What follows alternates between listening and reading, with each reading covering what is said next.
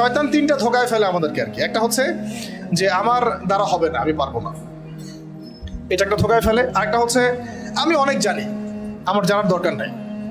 এটাও জেনারেল ভাইদের মধ্যে বহুত ফেতনা আছে এরকম আর কি।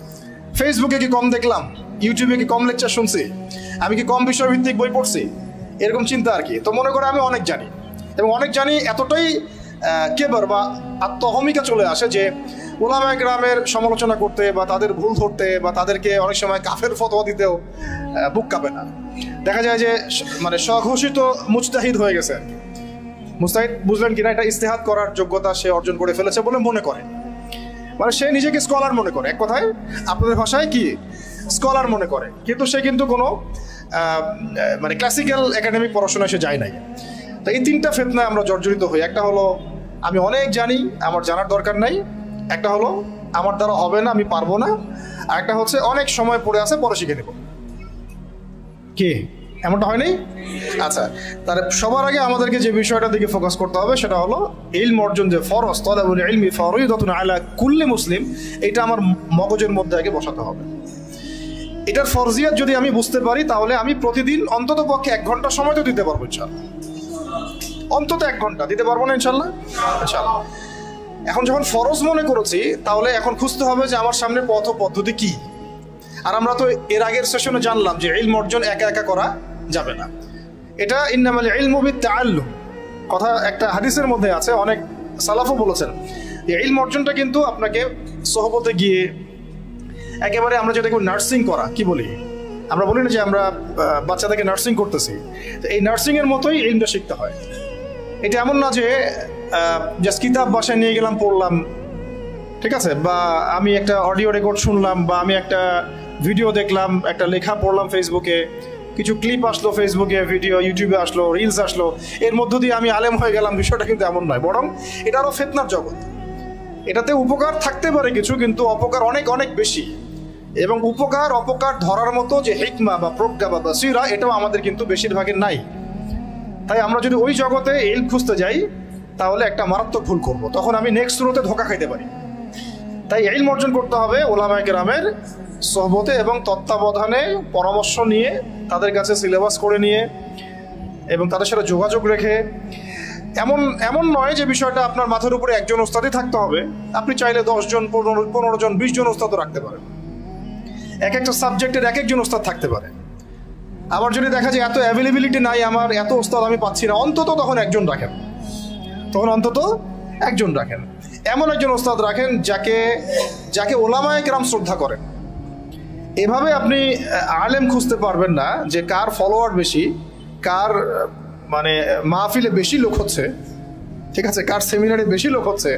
এটা আসলে হকার বাতিল বা সাহিবুল ইলম এবং কে সাহিবুল ইলম না, এটার মানদণ্ড নয়, ঠিক আছে। ইলম কার কাছে আছে এটা খুঁজতে হলে একটা সূত্র আমি বলে দিই, যেটা আমি ফলো করেছিলাম সারা জীবন, এবং আলহামদুলিল্লাহ আমি এখানে ভুল করি নাই, আল্লাহ পাক আমাকে ভুল করার নাই আলহামদুলিল্লাহ। সেটা হচ্ছে আমি অলওয়েজ দেখেছি যে সাধারণ মানুষ কার পিছনে ছোটে এটা আমি দেখিনি। আমরা দেখেছি সাধারণ মানুষ কার পিছনে ছোটে এটাকে আমরা গৌণ করেছি, বরং আমরা দেখেছি উলামায়ে কেরাম কার পিছনে ছোটেন। বুঝতে পারলাম পার্থক্যটা? সাধারণ মানুষ কার পিছনে ছোটে এটা আমরা দেখিনি কখনোই, যেটা আপনারা দেখেন, অনেকেই দেখেন। আমরা দেখেছি উলামায়ে কেরাম কার পিছনে ছোটেন।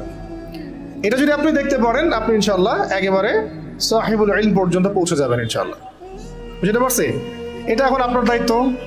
আমি তো একটা দুইটা নাম বলে দিলে এটা আপনি বলবেন যে আমি তাকে পছন্দ করি না, আমি তাকে হক মনে করি না।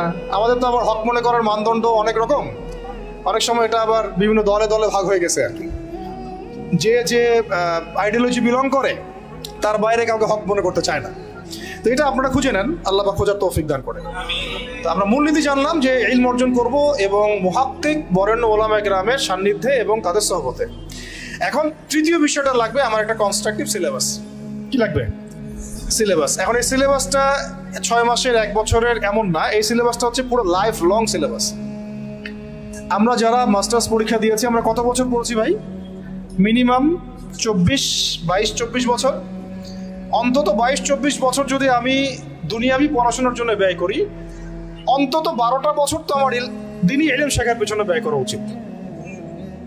যদি 24টা বছর আমি যদি 24টা বছর যদি আমি দুনিয়াবি জ্ঞান শেখার জন্য ব্যয় করতে পারি, অর্থ দিতে পারি, সময় দিতে পারি, শ্রম দিতে পারি, বাবার জমি বিক্রি করতে পারি, মেসে থাকতে পারি, ডাল ভাত খেয়ে থাকতে পারি, হ্যাঁ, বেড শেয়ার করে থাকতে পারি, ফ্লোরে ঘুমাইতে পারি, মশার কামড় খাইতে পারি, ওখানে জন্ডিস হয়ে যায় মানুষের, তাই না? বিষয়গুলো এর চেয়েও কঠিন হয়। কেউ কেউ বাসা থেকে টাকা চাইতে লজ্জা পান, প্রাইভেট পড়িয়ে খান, টিউশনে করিয়ে খান, তাই না? অনেক মেয়ে তো আমরা শুনেছি যে পড়াশোনার টাকা ম্যানেজ করতে গিয়ে দেহের ব্যবসাও করছেন। নাউযুবিল্লাহি মিন যালিক। কত স্যাক্রিফাইস, হ্যাঁ, দুনিয়াবি জ্ঞানের জন্য কত স্যাক্রিফাইস। তো যাই হোক, দিনের জ্ঞান অর্জন করার জন্য অন্তত অর্ধেক তো করেন, 10টা বছর তো দেই। কারণ দিনের ইলম তো আসলে 10 বছরেও অর্জন করা যাবে না, এটা তো স্টার্টিং হবে, এটা হবে শুধুমাত্র বিগিনিং অনলি। কারণ ইলম কাকে বলে এটা তো আমি আসলে বুঝাইতে পারতেছি না, আমি আসলে বুঝতেছি যেটা আমি আপনাকে বুঝাইতে পারতেছি না। মুসা আলাইহিস সালাম এত বড় একজন রাসূল যার উপরে তাওরাত নাজিল হয়েছে, তাই না? তিনি একদিন তো বলে ফেলেছিলেন যে আমার মনে হয় যে আমি সবচেয়ে বেশি জানি। তাকে প্রশ্ন করা হয়েছিল, আপনি কি সবচেয়ে জ্ঞানী মানুষ কিনা? আল্লাহ রাব্বুল আলামিন তো এই জায়গাটা ধরেছেন এবং খিদর আলাইহিস সালামের সন্ধান দিয়েছেন, না আমার একজন বান্দা আছে তোমার চেয়ে বেশি জানে। তখন তিনি তার সাথে দেখা করার জন্য সফর করেছেন। এই সফরটা খুব লম্বা ছিল, কষ্টের সফর ছিল। সফর করে তিনি যখন তাকে পেয়েছেন, ওই খিদর আলাইহিস সালামকে, তো খিদর আলাইহিস সালাম বলেছিলেন যে ইন্নাকা লান তাসতাতিআ মাইয়া সাবরা, আমার কাছে এমন জ্ঞান আছে আল্লাহর পক্ষ থেকে যেটা অর্জনের ব্যাপারে তুমি আমার সাথে ধৈর্য ধরতে পারবে না, তুমি মুসা আমার সাথে ধৈর্য ধরতে পারবে না। নবীকে বলা হচ্ছে এই কথাটা, আর একজন নবীকে বলা হচ্ছে তোমার চেয়েও জ্ঞানী মানুষ আছে, এবং তার নাম খিদর আলাইহিস সালাম। তার ব্যাপারে আল্লাহ পাক বলছেন ওয়া আল্লামনাহু মিন লাদুন্না ইলমা, আমি আল্লাহ তাকে আমার পক্ষ থেকে জ্ঞান শিক্ষা দিয়েছে। মানে আল্লাহ পাক তার পক্ষ থেকে তাকে জ্ঞান শিক্ষা দিয়েছেন। এবং তারা যখন ওই যে বোটে নৌকার করে সফর করছিলেন, তখন একটা পাখি এসে একটু পানি খেয়ে চলে যায়। তখন খিদর আলাইহিস সালাম বলেছিলেন যে এই যে পাখিটা যতটুকু পানি নিয়েছে, এই যে পাখিটা যতটুকু পানি নিয়ে গেছে এখান থেকে, এই পুরো কায়নাতের যে জ্ঞান, মানুষের অন্য মাখলুকের যত জ্ঞান আছে, তোমার আমার যত জ্ঞান ওই পানিটুকুর মতো। আর এই যে পুরো দেখছো তুমি নদী এবং সাগর যত কিছু আছে, এটা হলো আল্লাহ রাব্বুল আলামিনের জ্ঞান। তো আমরা তো জ্ঞান কি ওটা বোঝাতে পারতেছি না। এই জন্য দেখবেন যে যত বড় আলেম হয় সে তত বিনয় হয় এবং তত বেশি সে মানে বইয়ের পোকা হয়ে যায়। সবরের ফলেও ফলাফল আসে, আবার প্রতিরোধের ফলেও ফলাফল আসে। সবরের ফলে ফলাফল আসে এর প্রমাণ বিগত 15 বছর, আর প্রতিরোধের ফলে যে ফলাফল আসে এর প্রমাণ হচ্ছে বিগত জুলাই আন্দোলন, তাই না? সবরের ফলে যে ফলাফল আসে এর প্রমাণ হচ্ছে বিগত 15 বছর ওলামায়ে কেরামের সবর, দাওয়াত, তাবলীগ, মেহনত, জেল, গুম, কত কিছু, তাই না? এগুলো তো সবরের নিদর্শন। এই সময়গুলো আমাদেরকে সেই বেলাল রাদিয়াল্লাহু আনহুর কথা মনে করিয়ে দিচ্ছে, সুহাইব রুমি রাদিয়াল্লাহু আনহুর কথা মনে করিয়ে দিচ্ছে, তাই না? সুমাইয়া রাদিয়াল্লাহু আনহার কথা স্মরণ করিয়ে দিচ্ছে। এরকম অগণিত সাহাবী, আম্মার রাদিয়াল্লাহু আনহু, মুসআব ইবনে উমাইর, আবু বকর as-সিদ্দিক, উসমান বিন আফফান। তো এই যে বড় বড় সাহাবী, তাদের কথা আমাদেরকে স্মরণ করাচ্ছে এই সবরগুলো। আবার জুলুমের প্রতিবাদের যদি ভাষা বেছে নেওয়া হয়, জুলুমের বিরুদ্ধে প্রতিবাদের ভাষা বেছে নিলেও যে ফলাফল আসে তারও প্রমাণ আমরা দেখলাম যে হ্যাঁ, এই পদ্ধতিতেও কাজ হয়। কিন্তু আফসোসের বিষয় হচ্ছে ওই যে শুরুতে বলেছি যে আমরা শুধুমাত্র ধর্মীয় জীবনে শিরকে লিপ্ত নই, বরং আমরা রাজনীতি, অর্থনীতি, শিক্ষা, সংস্কৃতি প্রত্যেকটা সেক্টরেই শিরক এবং কুফরের মধ্যে আছি। তো একটা অন্যতম রাজনৈতিক শিরক, কুফর, তাগুত এবং কি বলবো যে চিন্তার দর্শনের পার্থক্য, দ্বৈনতা হচ্ছে এমন যে আমি নোট করে নিয়ে আসছি যে গণতান্ত্রিক পদ্ধতিতে, তথাকথিত গণতান্ত্রিক পদ্ধতিতে যদি কেউ প্রতিবাদের ভাষা বেছে নেয়, রাজপথে নেমে পড়ে, ঠিক আছে, মারে এবং মরে। আবার বলছি, তথাকথিত গণতান্ত্রিক পদ্ধতিতে কেউ যদি প্রতিবাদের ভাষা বেছে নেয়, রাজপথে নেমে পড়ে, হাতে ছোটখাটো তুলে নেয়, ঠিক আছে, এবং নিজেও মারে এবং মরে, তো গণতান্ত্রিক পদ্ধতিতে আমরা তাদেরকে কখনো বলি না, বলি না। কিন্তু এর যদি 10 ভাগের 1 ভাগও দাড়ি টুপিওয়ালা মানুষেরা করতেন, রাজপথে নেমে হালকা পাতলা কিছু অস্ত্র হাতে নিয়ে অন্যায়ের প্রতিবাদ করতেন এবং মারতেন এবং মরতেন, তখন দাড়ি টুপিওয়ালা মানুষদেরই এক শ্রেণী আবার ওই দাড়ি টুপিওয়ালাদেরকেই বলতেন, আর বাকিরা তো বলতোই, বিশ্ব মিডিয়া তোলপাড় হয়ে যেত। তাই এই হলো জাহালাত। দেখুন, তবে ওই ভাষায় যে কাজ হয় এটার প্রমাণ কিন্তু বিগত জুলাই বিপ্লব। কাজ তো হয়েছে নাকি? আমরা কিন্তু কেউ ছাত্র ভাইদের এই বিপ্লবকে সমালোচনা করছি না, তাদের এই অভ্যুত্থানের সমালোচনা কিন্তু আমরা কেউ করছি না। তাদেরকে কেউ বলেছে তারা এই কাজটা যদি আমরা করতাম রাস্তায় নেমে তাহলে কি হতো? হতো কি না? আমরা তো করিনি, শুধু এতটুকু বলেছিলাম যে দিন কায়েম হয় দাওয়াত এবং মধ্য দিয়ে।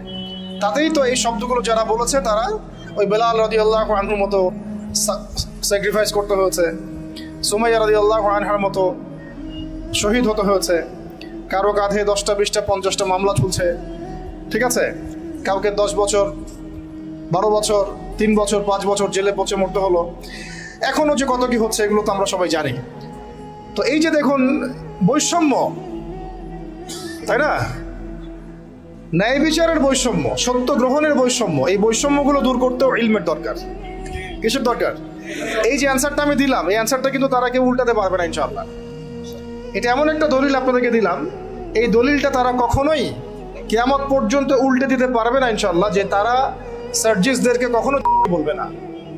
গণতান্ত্রিক পন্থীরা এবং সো কল ডেমোক্রেটিক সিস্টেমের মধ্যে যারা আছেন তারা কখনো আমাদের এই ভাইদেরকে কখনো সন্ত্রাসী বলবে না, বরং গণতান্ত্রিক পদ্ধতিতে তারা এই কনফ্লিক্টগুলোকে জায়েজ করে নিয়েছে। এটা আমরা যদি সিরাতের ভাষায় কথা বলতাম এবং তাবলীগের সাথে দাওয়াতের সাথে আমরা বলতাম, এতটুকু বলতাম যে অন্যায়ের প্রতিবাদ করা উচিত, যেখানে জুলুম হবে তার প্রতিরোধ করা উচিত, শুধু প্রতিরোধ করা উচিত, তাহলে আমাদেরকে বিশ্ব মিডিয়ায় একেবারে বলে তুলকালাম করে ফেলত, তাই না? করেছে, করতো, ভবিষ্যতেও করবে।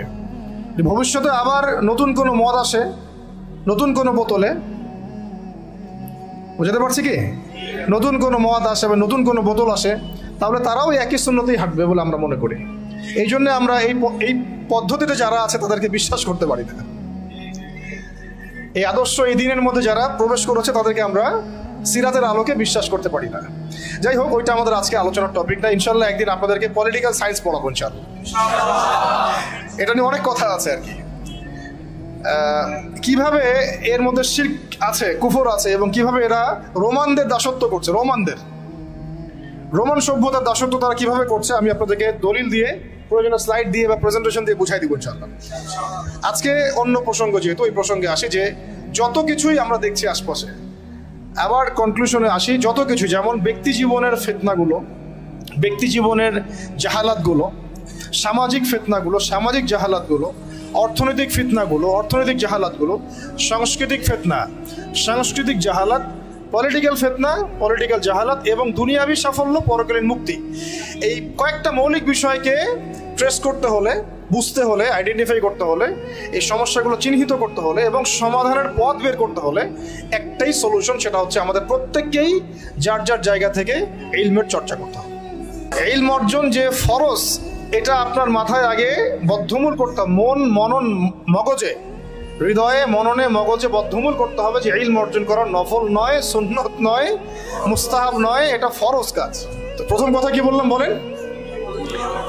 ইলম অর্জন করা যে ফরজ, এটা আমাদের মনে, মেজাজে, দেমাগে বদ্ধমূল করতে হবে।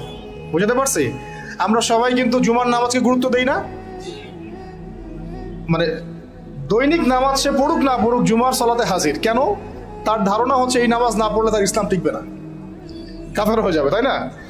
আবার দেখা যায় রমজান মাসে রোজা মাস্ট বি রাখতেইছে, তারাবি পড়ছে।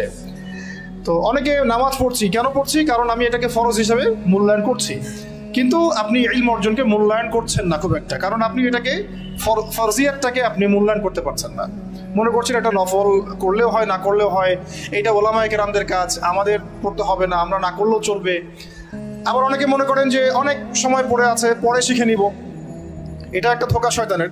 আবার অনেকে মনে করেন যে আমার বয়স হয়ে গেছে, আমি পারবো না, আমি জেনারেল লাইন থেকে আসছি, আমি কি পারবো এগুলা, এরকম অনেকে মনে করেন। তো শয়তান তিনটা ধোকায় ফেলে আমাদেরকে আর কি। একটা হচ্ছে যে আমার দ্বারা হবে না, আমি পারবো না, এটা একটা ধোকায় ফেলে। আরেকটা হচ্ছে আমি অনেক জানি, আমার জানার দরকার নাই। এটাও জেনারেল ভাইদের মধ্যে বহুত ফেতনা আছে এরকম আর কি। ফেসবুকে কি কম দেখলাম, ইউটিউবে কি কম লেকচার শুনছি, আমি কি কম বিষয়ভিত্তিক বই পড়ছি, এরকম চিন্তা আর কি। তো মনে করে আমি অনেক জানি, এবং অনেক জানি এতটাই কেবর বা আত্মহমিকা চলে আসে যে ওলামায়ে কেরামের সমালোচনা করতে বা তাদের ভুল ধরতে বা তাদেরকে অনেক সময় কাফের ফতোয়া দিতেও বুক কাঁপে না। দেখা যায় যে মানে স্বঘোষিত মুজতাহিদ হয়ে গেছে আর কি। মুজতাহিদ বুঝলেন কিনা, এটা ইস্তেহাদ করার যোগ্যতা সে অর্জন করে ফেলেছে বলে মনে করে, মানে সে নিজেকে স্কলার মনে করে, এক কথায় আপনাদের ভাষায় কি স্কলার মনে করে, কিন্তু সে কিন্তু কোনো মানে ক্লাসিক্যাল একাডেমিক পড়াশোনায় সে যায় নাই। তো এই তিনটা ফিতনায় আমরা জর্জরিত হই। একটা হলো আমি অনেক জানি, আমার জানার দরকার নাই। একটা হলো আমার দ্বারা হবে না, আমি পারবো না। আর একটা হচ্ছে অনেক সময় পড়ে আছে, পরে শিখে নেব। কি এমনটা হয়নি? আচ্ছা, তাহলে সবার আগে আমাদেরকে যে বিষয়টার দিকে ফোকাস করতে হবে সেটা হলো ইলম অর্জন যে ফরজ, তালাবুল ইলমি ফরিদাতুন আলা কুল্লি মুসলিম, এটা আমার মগজের মধ্যে আগে বসাতে হবে। এটার ফরজিয়াত যদি আমি বুঝতে পারি তাহলে আমি প্রতিদিন অন্তত পক্ষে 1 ঘন্টা সময় তো দিতে পারবো ইনশাল্লাহ। অন্তত 1 ঘন্টা দিতে পারবো না ইনশাল্লাহ? ইনশাল্লাহ। এখন যখন ফরজ মনে করেছি তাহলে এখন খুঁজতে হবে যে আমার সামনে পথ ও পদ্ধতি কি। আর আমরা তো এর আগের সেশনে জানলাম যে ইলম অর্জন একা একা করা যাবে না। এটা ইন্নামাল ইলমু বিত্তাআল্লুম কথা একটা হাদিসের মধ্যে আছে, অনেক সালাফও বলেছেন যে ইলম অর্জনটা কিন্তু আপনাকে সোহবতে গিয়ে একেবারে আমরা যেটা নার্সিং করা কি বলি, আমরা বলি না যে আমরা বাচ্চাদেরকে নার্সিং করতেছি, তো এই নার্সিংয়ের মতোই ইলমটা শিখতে হয়।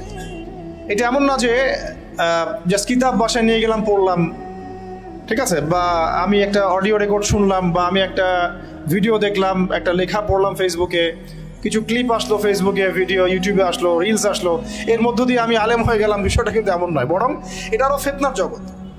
এটাতে উপকার থাকতে পারে কিছু, কিন্তু অপকার অনেক অনেক বেশি।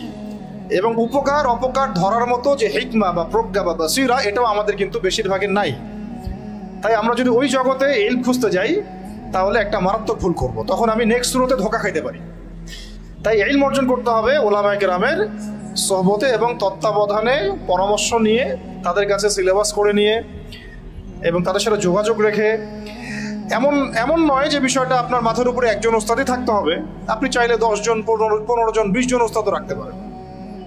এক একটা সাবজেক্টের এক একজন ওস্তাদ থাকতে পারে। আবার যদি দেখা যায় এত অ্যাভেলেবিলিটি নাই, আমার এত ওস্তাদ আমি পাচ্ছি না, অন্তত তখন একজন রাখেন, এমন একজন ওস্তাদ রাখেন যাকে ওলামায়ে কেরাম শ্রদ্ধা করেন। এভাবে আপনি আলেম খুঁজতে পারবেন না যে কার ফলোয়ার বেশি, কার মানে মাহফিলে বেশি লোক হচ্ছে, ঠিক আছে, কার সেমিনারে বেশি লোক হচ্ছে। এটা আসলে হকার বাতিল বা সাহিবুল ইলম এবং কে সাহিবুল ইলম না, এটার মানদণ্ড নয়, ঠিক আছে। ইলম কার কাছে আছে এটা খুঁজতে হলে একটা সূত্র আমি বলে দিই, যেটা আমি ফলো করেছিলাম সারা জীবন, এবং আলহামদুলিল্লাহ আমি এখানে ভুল করি নাই, আল্লাহ পাক আমাকে ভুল করার নাই আলহামদুলিল্লাহ। সেটা হচ্ছে আমি অলওয়েজ দেখেছি যে সাধারণ মানুষ কার পিছনে ছোটে এটা আমি দেখিনি। আমরা দেখেছি সাধারণ মানুষ কার পিছনে ছোটে এটাকে আমরা গৌণ করেছি, বরং আমরা দেখেছি ওলামায়ে কেরাম কার পিছনে ছোটেন। বুঝতে পারলাম পার্থক্যটা? সাধারণ মানুষ কার পিছনে ছোটে এটা আমরা দেখিনি কখনোই, যেটা আপনারা দেখেন, অনেকেই দেখেন। আমরা দেখেছি ওলামায়ে কেরাম কার পিছনে ছোটেন। এটা যদি আপনি দেখতে পারেন, আপনি ইনশাআল্লাহ একেবারে সাহিবুল ইলম পর্যন্ত পৌঁছে যাবেন ইনশাআল্লাহ।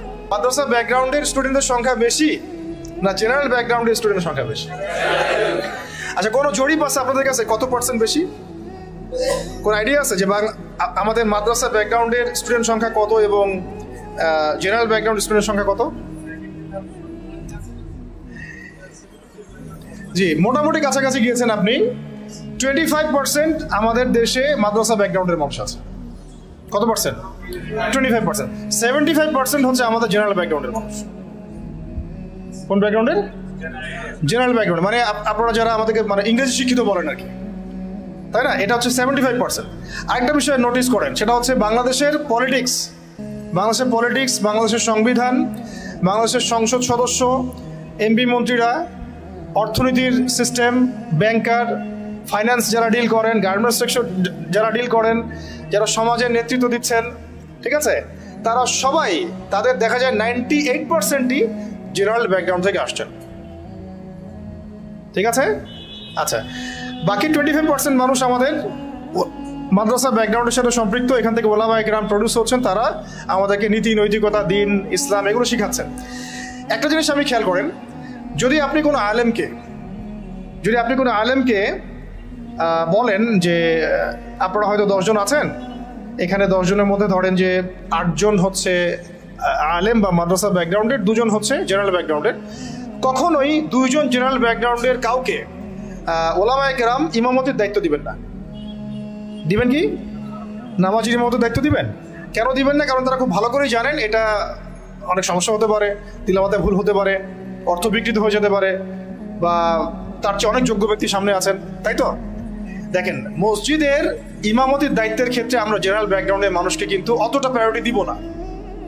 স্বাভাবিক, যত ভালোই তেলাওয়াত আপনি করেন না কেন, যত ভালোই আপনি মানে কোরআনের হিফজ করেন না কেন, দেখা যাবে যে না, সেখানে ওলামা একরামদেরকেই প্রাধান্য দেওয়া হবে। এটা দেওয়াই উচিত, এটাই স্বাভাবিক, এটাই হবে।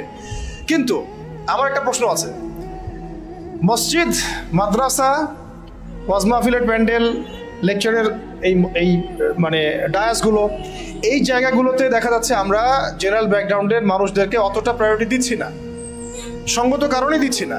কিন্তু আবার রাষ্ট্রের অনেক বড় বড় সেক্টর, যেগুলো রাষ্ট্রের সবচেয়ে বড় বড় department, for example medical sector, for example finance, garments sector, economic sector, এবং সবচেয়ে বড় কথা হচ্ছে শিক্ষা সিস্টেম, শিক্ষা কমিশন, এমপি মিনিস্টার্স এবং পার্লামেন্ট, এই সমস্ত সেক্টরে আমরা জেনারেলদের হাতে দায়িত্ব দিয়ে নিশ্চিন্তে ঘুমাচ্ছি, তাই না বিষয়টা?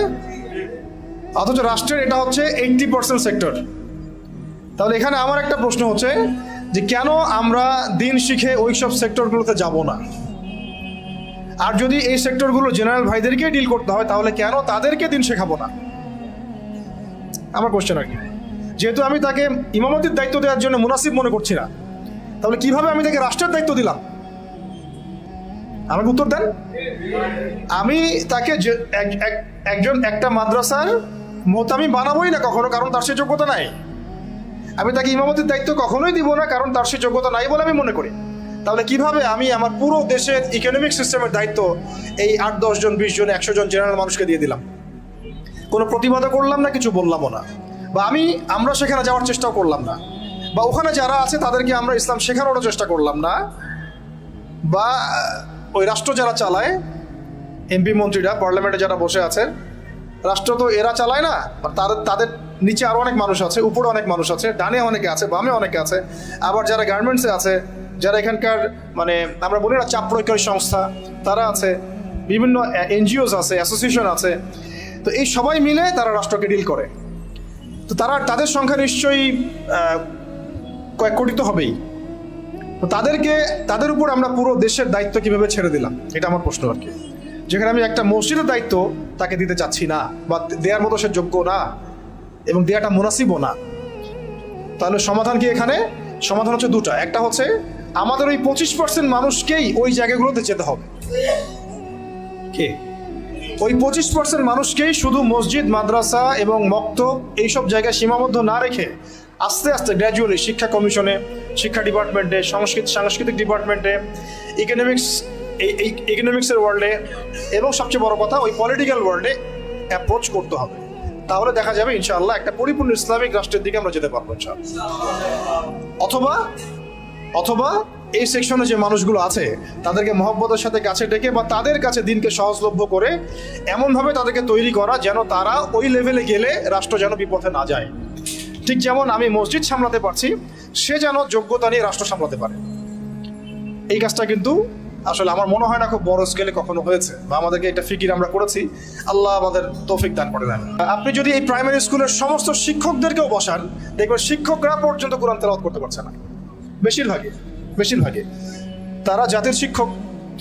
হাই স্কুলে চলে যান, আমরা হাই স্কুলে পড়েছি না ভাই, মিনিমাম 8টা বই তো ছিল কাঁধে। ওই ছোটবেলায় ব্যাগটা ঘরে ধরিয়ে দেওয়া হতো, 8টা-10টা বই, তারপরে খাতা থাকতো, ডায়েরি থাকতো, কোরআন থাকতো কি বলেন, কায়দাটাও কি ছিল, আম্মা পাড়াও কখনো ছিল, একটা ধর্ম বই ছিল, ইসলাম ধর্ম। পরে পরে রেজিম এসে ওটাকে দিয়েছিল ইসলাম ও নৈতিক শিক্ষা। তার কাছে মনে হচ্ছিল যে ইসলাম নৈতিক না, নৈতিক যোগ করতে হবে, নাউযুবিল্লাহ মিন যালিক। সে নৈতিক শব্দ যোগ করেছিল আর কি, মনে আছে কিনা ভুলে গেছেন? আচ্ছা, তো আমাদের ওই ব্যাগের মধ্যে কোরআন ছিল না। এখন ছিল না তার মানে দেখেন, ক্লাস 6 থেকে, প্রাইমারি শেষ, ক্লাস 6 থেকে নিয়ে 10 পর্যন্ত আপনি কি এই 5-6 বছরে 6টা সূরা মুখস্থ করছেন কিনা বলেন? স্কুলে হাই স্কুলে করেছেন? আর বাকি কি কি সাবজেক্ট পড়েছি এটা তো আপনারা জানেন। ফিজিক্স, কেমিস্ট্রি, বায়োলজি ওখানে অ্যাড হয়ে গেছে। পর্যায় সারণী আমাদের ভাইদের মুখস্থ, hydrogen, helium, lithium, beryllium, boron, carbon, nitrogen, আর কি রে, ফ্লোরিন, নিয়ম, হ্যাঁ ভুলে গেছি আমি। এটা মুখস্থ ছিল আমারও। পদার্থবিজ্ঞানের যে আপনার কি সূত্রগুলো আছে একেবারে E=mc² পর্যন্ত সব মুখস্থ আমাদের। হায়ার ম্যাথ, কঠিন সাবজেক্ট ছিল না, হায়ার ম্যাথের সব সূত্র আমাদের মুখস্থ, ত্রিকোণমিতি, পরিমিতি সব গিলা শেষ। এদিকে বাংলা বই খুললে দেখা যায় বঙ্কিমচন্দ্র, শরৎচন্দ্র, হ্যাঁ তারপরে আরো কত চন্দ্র, সব চন্দ্রই। আপনারা পড়েন না এগুলা? সবাই পড়ছেন, এটা তো হাসার বিষয় না, আমরা সবাই পড়ছি। এখন আমাদের ছেলেমেয়েরা পড়তেছে, চেঞ্জ হয়েছে নাকি এগুলা? এখানে আমাদের সময় তো একটা গদ্য ছিল মহানবী, ওইটাও পরে উঠাই দেওয়া হলো। ছিল কবিতা ওমরে ফারুক, কাজী নজরুল ইসলামের, ওইটা উঠাই দেওয়া হলো। মাইনাস করতে করতে করতে করতে একেবারে প্রথমে দেখেন রাজনৈতিক পশ্চিমা মতাদর্শ ঢুকিয়ে দিয়েছে, মানে দেশ থেকে রাজনৈতিক অবস্থান থেকে ইসলাম মাইনাস। তারপরে অর্থনীতির মধ্যে সুদ ঢুকাই দিল, অর্থনীতির মধ্যে থেকে ইসলাম মাইনাস। তারপরে সংস্কৃতির মধ্যে দিয়ে দিল যে বিজাতীয় সংস্কৃতি, ভারতীয় সংস্কৃতি, পশ্চিমা সংস্কৃতি, সংস্কৃতির মধ্যে থেকে ইসলাম মাইনাস। এরপরে শিক্ষায় হাত দিল, শিক্ষায় হাত দিয়ে আস্তে আস্তে মাইনাস করতে করতে করতে এখন শরীফ থেকে শরীফা এই জায়গায় নিয়ে আসছে আর কি আপনাদেরকে, আমাদেরকে। এই হলো শিক্ষা ব্যবস্থা কোন দেশের? যে দেশের 90% মানুষ নাকি মুসলিম বাই বার্থ। আমরা ইসলাম মানে মুসলিম পরিবারে জন্মগ্রহণ করতে পেরেছি। তো তাহলে ইসলামের হালতটা আমরা বুঝি, বোঝার চেষ্টা করি কি অবস্থা চলছে। মানে আমরা তো অনেক সময় মনে করি, এটা একটু বুঝেন, আমরা অনেক সময় মনে করি কি যে আমি, আমার এই ভাই, ওই ভাই, ওই ভাই, আমরা একটা কমিউনিটির মধ্যে আছি, পুরো দেশটাই মনে হয় আমাদের মতো। আসলে এই ক্যাপটিভ ওয়ার্ল্ড থেকে বের হয়ে যখন আপনি সামাজিকভাবে ডিল করতে যাবেন, দেখবেন সমাজে রন্ধ্রে রন্ধ্রে জাহিলিয়াতগুলো ঢুকে আছে। আমার ঘর থেকে বাইরে বের হন, তারপর দেখেন সমাজটা কেমন। মসজিদ থেকে বাইরে বের হন, দেখেন সমাজটা কেমন। আপনি বড় বড় কর্পোরেট ওয়ার্ল্ডগুলোতে ঢুকে দেখেন কি পরিমাণ খেয়ানত আর দুর্নীতি। পলিটিক্যাল জগতে ঢুকেন, তাহলে বুঝবেন যে মানুষ কত খারাপ হইতে পারে, কত জালেম হইতে পারে। প্রশাসনের মধ্যে ঢুকেন, তাহলে বুঝবেন কিভাবে মানুষ এত বড় বড় খুনি হইতে পারে। তো আমাদেরকে ক্যাপটিভ চিন্তা থেকে বের হতে হবে। আল্লাহ পাক আমাদেরকে তৌফিক দান করেন। এটা আপনারা পারবেন, বিকজ আপনারা এই ওয়ার্ল্ডগুলো ডিল করেন। যদি আপনারা ইসলামিক জ্ঞানে আলোকিত হন, তাহলে আপনাদের দ্বারা সম্ভব ইনশাআল্লাহ। আমরা দোয়া করি আল্লাহ পাক যেন তৌফিক দান করেন। তো এটা গেল হাই স্কুল। আচ্ছা, হাই স্কুলে তো A+ তো সবাই অটো পাস নাকি না? আচ্ছা, এবার আসেন হাই স্কুলের এই সবগুলো বাচ্চাকে যদি আপনি একটা জায়গায় বসান, তাদের 90% সূরা ফাতিহা বিশুদ্ধ করে পড়তে পারবে না। আমি চ্যালেঞ্জ করতেছি, যারা পারবে তারা কোথায় শিখছে? স্কুলে, কলেজে, না সরি, স্কুলে শেখা নাই, কলেজেও শেখা নাই, শিখেছে হয়তো মক্তবে অথবা মাদ্রাসায় বা বাসায় কোনো টিচার রেখেছে, বা 3 দিন তাবলীগ শেখাতে সময় দিয়েছে, এক চিল্লা দিয়েছে এক ভাই, ওই চিল্লাতে শিখে ফেলছে। স্কুল তাকে শেখাতে পারে নাই, ব্যর্থ, পুরো সিস্টেমই ব্যর্থ। এবার এই হাই স্কুলের সব টিচারদেরকে বসান একটা জায়গায়, তাদেরকে বলেন, স্যার ম্যাডামদেরকে, যে sir madam please kindly recite only সূরাতুল ফাতিহা ফ্রম দ্য গ্লোরিয়াস কোরআন। এতটুকু বলেন যে ভাই, স্যার বা ম্যাডাম, আপনি শুধু কোরআন থেকে সূরাতুল ফাতিহাটা আমাদেরকে বিশুদ্ধ করে তেলাওয়াত করে শোনান। দেখেন আপনি 80% টিচার পারে কিনা। আই ডোন্ট থিঙ্ক সো, আমি মনে করি না তারা পারবে, এবং আমি এটা হলফ করে বলতে পারি পারবে না ইনশাআল্লাহ। এরপর আরো উঁচুতে যান, এরপর কোথায় ভর্তি হয়েছেন? কলেজে। কলেজে HSC দিবেন, তো HSC পর্যায় পর্যন্ত এই সব ছেলে মেয়েদেরকে বোঝান, বসান। এই সব ছেলে মেয়েরা HSCর পরে, মানে SSCর পরে তাদের তো দুটো হাতের জায়গায় 4টা পাখা গজায় যায়। তখন তারা দেখবেন যে দেদারসে ফ্রি মিক্সিং, দেদারসে জেনা, দেদারসে মাদক, দেদারসে মারামারি, দেদারসে পলিটিক্স সবই করতেছে, শুধুমাত্র ইসলামিক জ্ঞান অন্বেষণ করা বাদ দিয়ে। ইল্লা মাশাআল্লাহ, কিছু ভাইকে আল্লাহ হয়তো হেদায়েত দেন, তারা ফিরে আসেন। ওই টিচারদেরকেও বসান, সেম রেজাল্ট পাবেন আপনি। তারপরে অনার্স লেভেলে যান, সেম রেজাল্ট পাবেন, আমি বলে দিলাম ওয়াল্লাহি সেম রেজাল্ট পাবেন। এরপর আপনি চলে যান মাস্টার্স লেভেলে, একদম সেম রেজাল্ট পাবেন। তাহলে এই যে 20 থেকে 22 বছর, সময় শর্ত আমি শর্ট করলাম, আর অনেক কথা ছিল বলতে চাইছিলাম। তো এই যে 20-22 বছর আমাদেরকে যে পড়ানো হচ্ছে, একেবারে প্লে গ্রুপ থেকে নিয়ে আমাদেরকে যে মাস্টার্স পর্যন্ত পড়ানো হচ্ছে, আমার জীবনের যে 20-22টা বছর এরা খেয়ে ফেললো, এই 22টা বছর কি আমাকে শিক্ষামন্ত্রী ফিরাই দিবে? এই 22টা বছর কি আমাকে শিক্ষা কমিশন ফিরাতে পারবে? এই 22টা বছর কি আমাদের এই এমপি মন্ত্রীরা আমার 22 বছর, আপনার 22, পুরো 16 কোটি মানুষের মধ্যে 5-6 কোটি তো স্টুডেন্ট ছিল, সবার জীবন থেকে 20টা করে বছর তারা খেয়ে ফেলছে। তাহলে এক অনন্ত মহাকাল তারা খেয়ে ফেললো, এবং সেই সময়গুলোর মধ্যে তারা আমাদেরকে কোরআন শিখতে দিল না, আরবি ভাষাও শিখতে পারলাম না, কোরআনের তাফসীর তো দূরের কথা, অনুবাদও শিখতে পারলাম না, নাহু সরফের বেসিক জ্ঞান শিখতে পারলাম না, হাদিস তো এবারত দেওয়া তো বহু দূরের কথা, হাদিসের মানে জাস্ট রিডিং পড়াটুকু আমি শিখতে পারলাম না, আকিদার কোনো দার্স হলো না, সিরাত শেখা হলো না, ফিকহ তো শেখাই হলো না, উসুল তো বহুত দূর কি বাত। তাহলে যে বেসিক সাবজেক্টগুলো সেগুলো আমরা শিখতে পারলাম না। অথচ এই বেসিক সাবজেক্টগুলো না শিখলে কেউ আলেম হওয়া তো বহু দূরের কথা, সে তালেবে ইলম হইতে পারবে না। তো জেনারেল শিক্ষিত এই ভাইদের জ্ঞান শেখার খুব একটা রাস্তা আমার জানা মতে আমার চোখে পড়ে না। বাকি যেটা আপনাদের সামনে পড়ে সেটা হলো আহলুল ফেসবুক ওয়াল জামাআহ, যেটার মধ্য দিয়ে আপনারা জ্ঞান শিখবেন না, বরং জাহালাত শিখবেন। অল্প কিছু জ্ঞান শিখতে পারেন, অমুক একটা লেকচার দিচ্ছে, ভাই আপনার একটা লেকচার শুনলাম, এই কথা বলছেন, ওই কথা বলছেন, এইগুলো জাস্ট বিচ্ছিন্ন একটা কাটিং পিস আর কি। আমরা এই যে আজকে যে লেকচারটা হলো, এই লেকচারটা হয়তো পুরোটা অনলাইনে আপনি কখনো পাবেনও না, এমন হতে পারে। হয়তো এখান থেকে কেউ একজন অল্প কিছু অংশ দিয়ে দিচ্ছে, ওই অংশটুকু নিয়ে মানুষ ভাইরাল করে রেখে দিল, অথচ এখানে যে আরো অনেক আলোচনা হয়েছে এটা কিন্তু আর কেউ বুঝতে পারলো না, জানতে পারলো না। একইভাবে যারা এই ফেসবুকিং করে আর ইউটিউবিং করে, তাদের বেশিরভাগ কিন্তু দিনের জ্ঞানে পাণ্ডিত্য অর্জন করে নাই, তাই তাদের ম্যাক্সিমামই জানে না কোন অংশটুকু প্রচার করতে হবে আর কোনটা প্রচার করতে হবে না। এই কারণে তারা এমন অংশ প্রচার করে যেটার প্রচার করলে ওদের কাছে মনে হয় ভিউজ বেশি হবে, ওই ভিউজের ধান্দায় গিয়ে তারা সমাজে ফিতনা ছড়ায় দেয়। আর একটা বিতর্কিত বক্তব্য কারো চলে গেলে আমাদের তো একটা দায়িত্ব আছে, বিতর্কিত বক্তব্য আসলে আমাকে আবার কাউন্টার দেওয়াই লাগবে। তখন বিভিন্ন আলেম আবার বসে বসে ওয়াজ মাহফিলে কাউন্টার দেওয়া শুরু করবে, আবার ওই কাউন্টার পিসগুলোকে নিয়ে তারা আবার রিল তৈরি করবে, ক্লিপ তৈরি করবে, করে আবার কাউন্টার ভিডিও দিবে। এই চলতে থাকবে, মূল আলোচনা থেকে জাতি বঞ্চিত হয়ে গেল। তো এই জগৎটাতে আপনি ইলম পাবেন না, বরং বেশিরভাগই জাহালাত পাবেন। তার প্রিয় ভাইরা এবং বোনদেরকেও বলছে একই সাথে, বোনদের কথা বলতে ভুলে গেছি, আমার মনে ছিল না যে এখানে কিছু বোন আছে। এখন এটা হলো আপনাদের সুরত, আপনাদের কাছে তাও কিছু সাহসিকতা আছে যে ঠিক আছে আমি জব ছেড়ে দিলাম বা আমি আমার পড়াশোনা ছেড়ে দিলাম, দিয়ে আমি মাদ্রাসায় ভর্তি হয়ে গেলাম। এই সাহস তো করে অনেকদিনই ভাই, করে না? করছে। অনেকে বলছে ঠিক আছে আমি অফলাইনে শিখবো, ওস্তাদের কাছে শিখবো, 6 মাস 1 বছর 2 বছর যা লাগে লাগুক আমি শিখবো। এরকম সাহস কিন্তু অনেকদিনই ভাই দেখান। অনেকে আপনার অ্যাভেলেবল আলেমকে পান, তাদের সোহবতে যেতে পারেন, তাদের সাথে কথা বলতে পারেন, বাট বোনরা কি করবে? তাদের তো সাপ্তাহিক তালিম ছাড়া আর কিছুই করার থাকে না।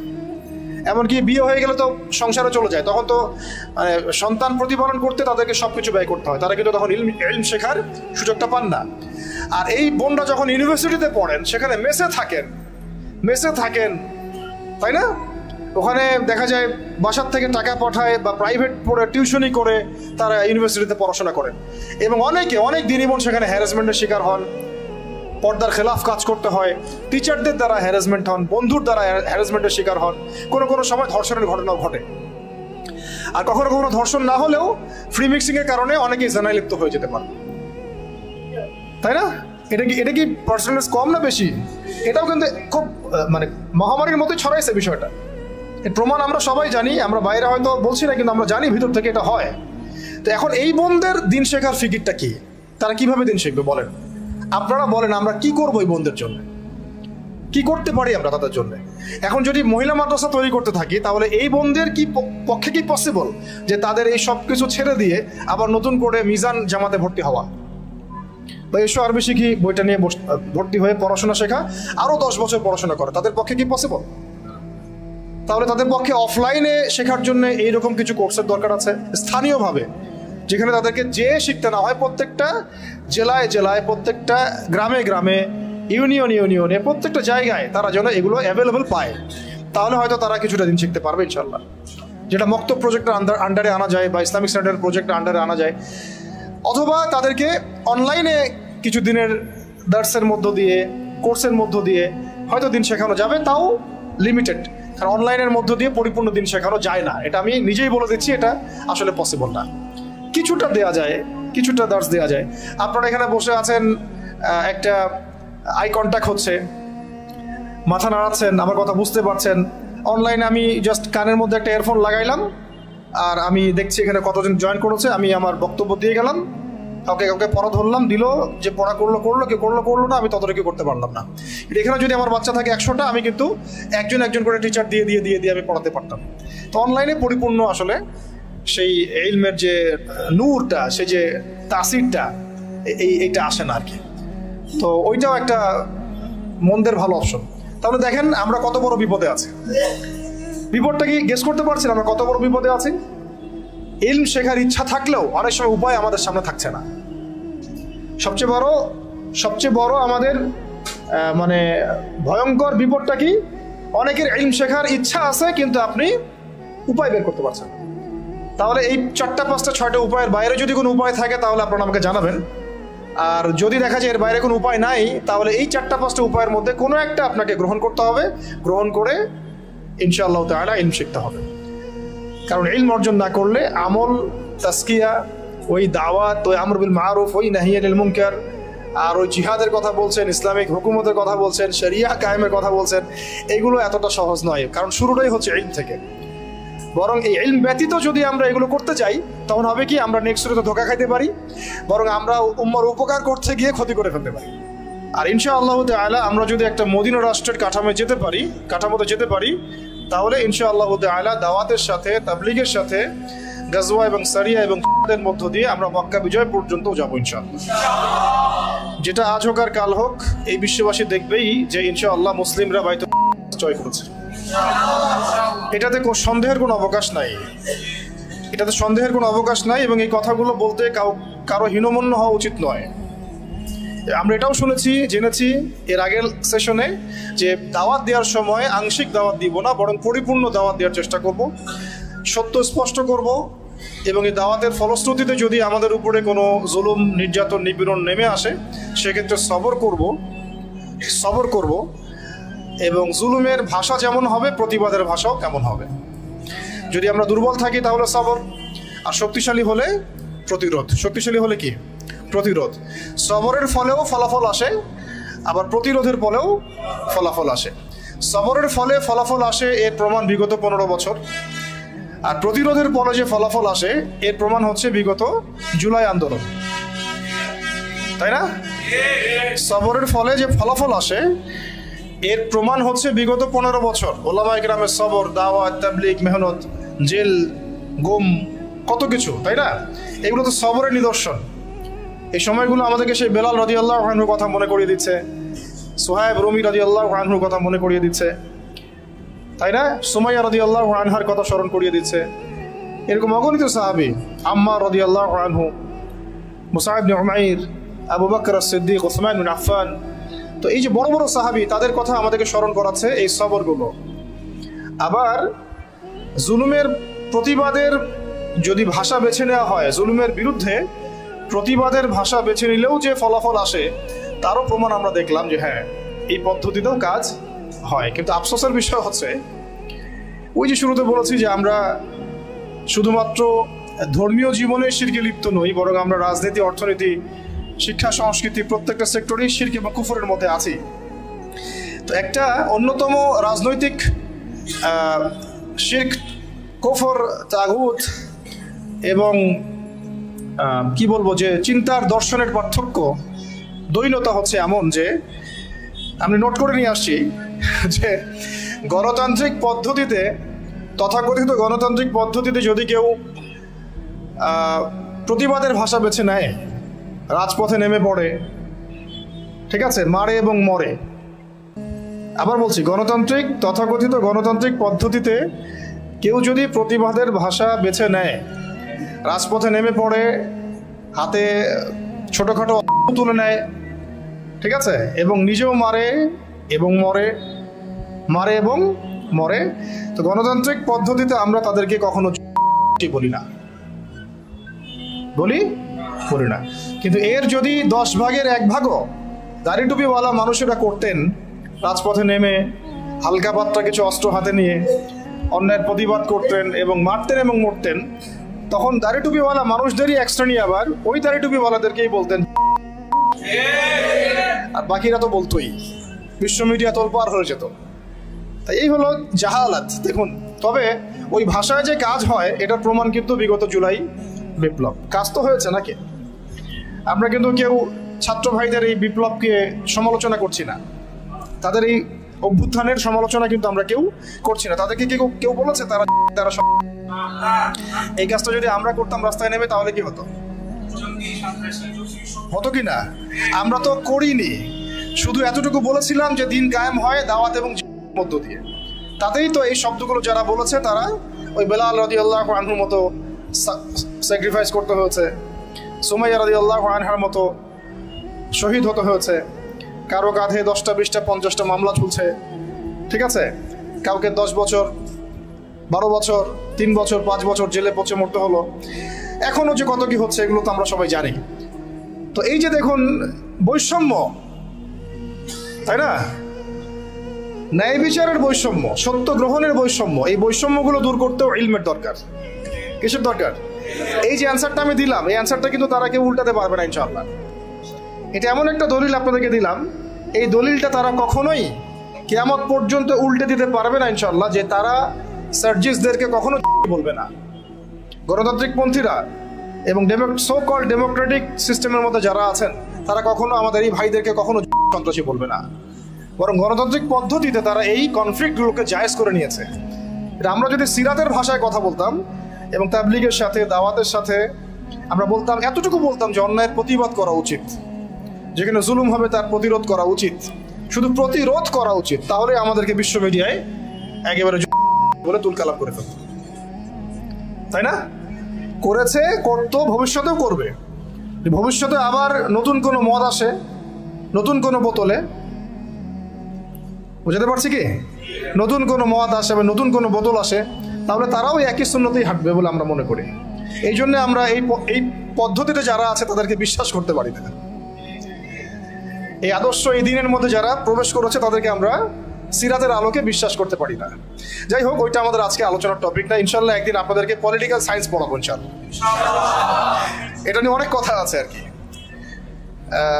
কিভাবে এর মধ্যে শিরক আছে, কুফর আছে, এবং কিভাবে এরা রোমানদের দাসত্ব করছে, রোমান সভ্যতার দাসত্ব তারা কিভাবে করছে, আমি আপনাদেরকে দলিল দিয়ে, প্রয়োজনীয় স্লাইড দিয়ে বা প্রেজেন্টেশন দিয়ে বুঝাই দিব ইনশাল্লাহ।